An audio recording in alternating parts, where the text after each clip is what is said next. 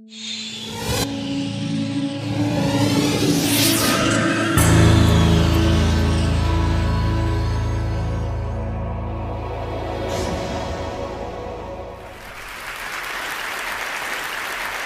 call it the golden circle.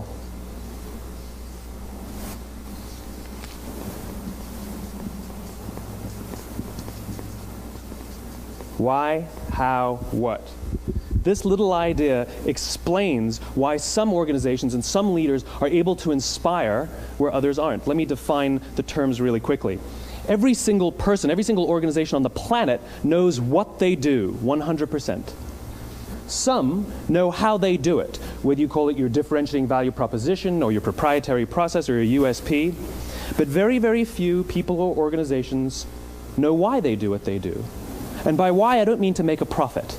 That's a result. It's always a result. By why, I mean what's your purpose? What's your cause? What's your belief? Why does your organization exist? Why do you get out of bed in the morning? And why should anyone care? Well, as a result, the way we think, the way we act, the way we communicate is from the outside in. It's obvious. We go from the clearest thing to the fuzziest thing.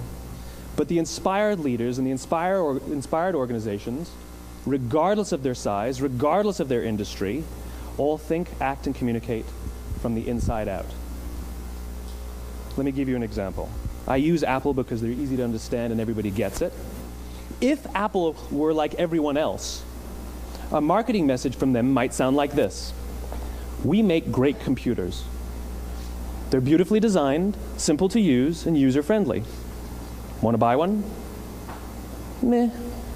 And that's how most of us communicate. That's how most marketing is done, that's how most sales is done, and that's how most of us communicate interpersonally. We say what we do, we say how we're different or how we're better, and we expect some sort of behavior, a purchase, a vote, something like that. Here's our new law firm. We have the best lawyers with the biggest clients. We have, we always perform for our clients, do business with us. Here's our new car. It gets great gas mileage. It has, leather seats. Buy our car. But it's uninspiring. Here's how Apple actually communicates.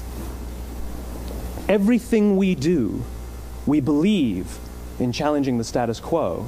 We believe in thinking differently. The way we challenge the status quo is by making our products beautifully designed, simple to use, and user-friendly. We just happen to make great computers. Want to buy one? Totally different, right? You ready to buy a computer from me? All I did was reverse the order of the information. What it proves to us is that people don't buy what you do, people buy why you do it. People don't buy what you do, they buy why you do it. This explains why every single person in this room is perfectly comfortable buying a computer from Apple. But we're also perfectly comfortable buying an MP3 player from Apple, or a phone from Apple, or a DVR from Apple.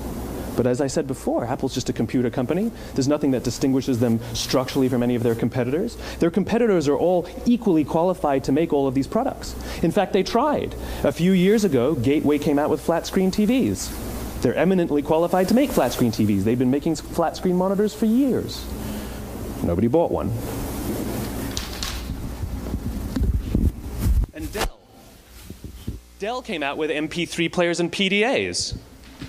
And they make great quality products, and they can make perfectly well-designed products, and nobody bought one. In fact, talking about it now, we can't even imagine buying an MP3 player from Dell. Why would you buy an MP3 player from a computer company? But we do it every day. People don't buy what you do, they buy why you do it. When we communicate from the outside in, yes, people can understand vast amounts of complicated information like features and benefits and facts and figures. It just doesn't drive behavior.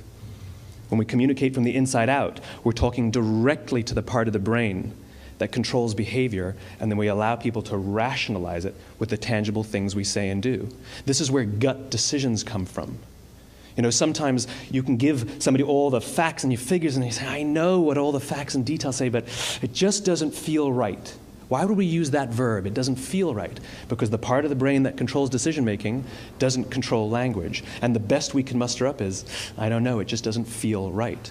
Or sometimes you say you're leading with your heart or you're leading with your soul. Well, I hate to break it to you, those aren't other body parts controlling your behavior. It's all happening here in your limbic brain, the part of the brain that controls decision-making and not language.